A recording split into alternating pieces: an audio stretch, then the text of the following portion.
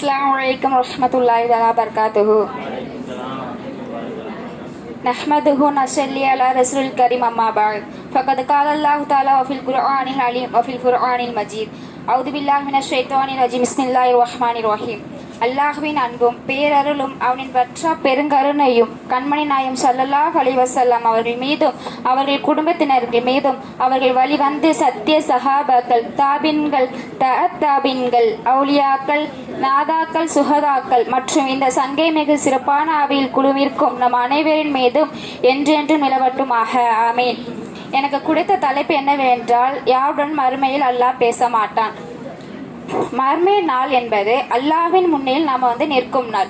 அன்றைய நாளில் அல்லாஹ் ஒருவருடன் பேசாவிட்டால் அது பெரிய தண்டனையாகும். அதை விட பெரிய அவமானம் எதுவுமே கிடையாது.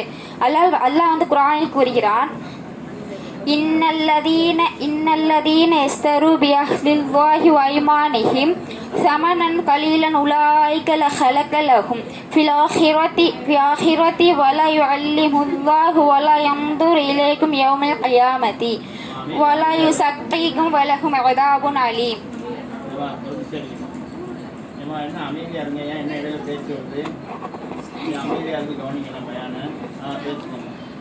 அல்லாஹ்வின் உடன்பாட்டையும் தங்கள் சத்தியங்களையும் சிறிய விலக்கி விற்றவர்களுக்கு மறுமை நாளில் எந்த பங்கும் இல்லை. அல்லாஹ் அவர்களோடு பேச மாட்டான், அவர்களை நோக்கி பார்ப்பதில்லை, அவர்கள் சந்திப்பதும் இல்லை, அவர்களுக்கு வேதனை தண்டனை உண்டது. நபி ஸல்லல்லாஹு அலைஹி வஸல்லம் அவர்கள் கூறுகிறார்கள், 3 வகையான மனிதர்களிடம் அல்லாஹ் மறுமை நாளில் பேச மாட்டான், அவர்களை பார்க்க மாட்டான், அவர்களை சுத்தமாக்க மாட்டான் என்று கூறினார்கள்.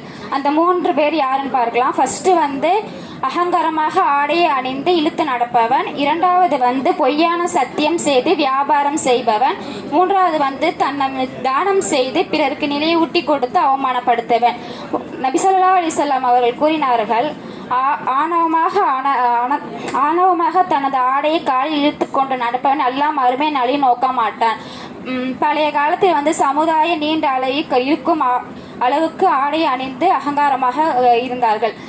தன்னை உயர்ந்தவன் பெரியவன் என்று காட்டுவதற்காகவே சிலர் ஆடையை அணிந்தார்கள், தரையில் இழுத்து நடந்தார்கள். அதனால் நபி ஸல்லல்லாஹு அலைஹி வஸல்லம் அவர்கள் கூறினார்கள், அவர்கள் எச்சரித்தார்கள், அப்படி பெருமையுடன் ஆடை இழுத்து நடப்பவன் அல்லாஹ்வின் கருணையும் இருக்காது, அவங்களோட பேசவும் மாட்டான் அப்படின்னு சொல்றாங்க. அப்புறம் அபூபக்கர் ரலியல்லாஹு அன்ஹு அவர்கள் சொன்னார்கள், யா ரசூலுல்லாஹ், எனது ஆடையின் ஓரம் சில நேரங்களில் கீழே இறங்கி விடுகிறது, நான் கவனத்தை விட்டால் அது உடனே மேலே தூக்கி விடுகிறேன், இது எனக்கு பொருந்துமா அப்படி கேட்கிறாங்க. அதுக்கு நபி ஸல்லல்லாஹு அலைஹி வஸல்லம் அவர்கள் புன்னகையுடன் கூறினார்கள், நீ செய்வது அகங்காரமான காரணமாக இல்லை, ஆனால் அது பெருமைக்காக இருந்தால் தான் அல்லாஹ் அவங்க கூட பேச மாட்டான், அது பெருமைக்காக இல்லைன்னா தவறு ஒன்றும் இல்லை அப்படின்னு சொல்கிறாங்க.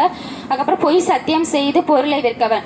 ஒரு காலத்தில் சில சந்தையில் சிலர் தங்கள் பொருளை விற்கும்போது அல்லாஹ்வின் பேரில் சத்தியமாக நான் பொருளை விற்கிறேன் என்று விற்கிறாங்க. அப்புறம் நபி ஸல்லல்லாஹு அலைஹி வஸல்லம் பார்த்து கூறினார்கள், சத்தியம் செய்து பொருளை விற்றா நம்மளுக்கு பரக்கத்து என்று நம்ம நினைப்போம், ஆனால் அதில் பரக்கத்து எதுவுமே இருக்காது அப்படின்னு சொல்கிறாங்க. அதுக்கப்புறம் பொய்யான வியாபாரம் வளர்த்து போல அதில் பறக்கத்தை அழிந்து விடும். ஹலாலான வருமானம் இருந்தால் தானே நம்ம குடும்பம் நல்லா இருக்கும். ஹலாலான வருமானம் இல்லைன்னா நம்ம குடும்பத்தில் சந்தோஷமும் போயிடும், தொழுகை துவாக்கள் எல்லாமே இதுவாயிடும், குழந்தைக்காக வளர்ச்சி கூட நம்மளுக்கு பாதிக்கப்படும் அப்படின்னு சொல்கிறாங்க. அப்போ நபி ஒரு சந்தைக்கு போகும்போது ஒரு கோதுமை இருந்திருக்கு ஒரு மூட்டையில். அந்த கோதுமையை நல்லதான்னு பார்ப்போம்ல, அந்த மாதிரி பார்த்துருக்காங்க. பார்க்கும்போது மேலே நல்லதாகவும் கீழே ஈரமாகவும் இருந்திருக்கு.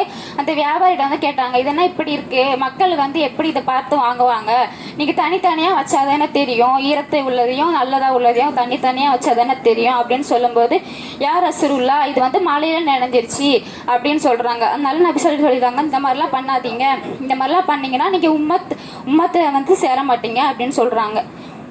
உண்மையாக நம்ம வியாபாரம் செய்தால் நபிமார்களுடனும் சித்திகளுடனும் சஹதிகளுடன் இருப்பார்கள் என்று கூறினார்கள். மூன்றாவது தானம்.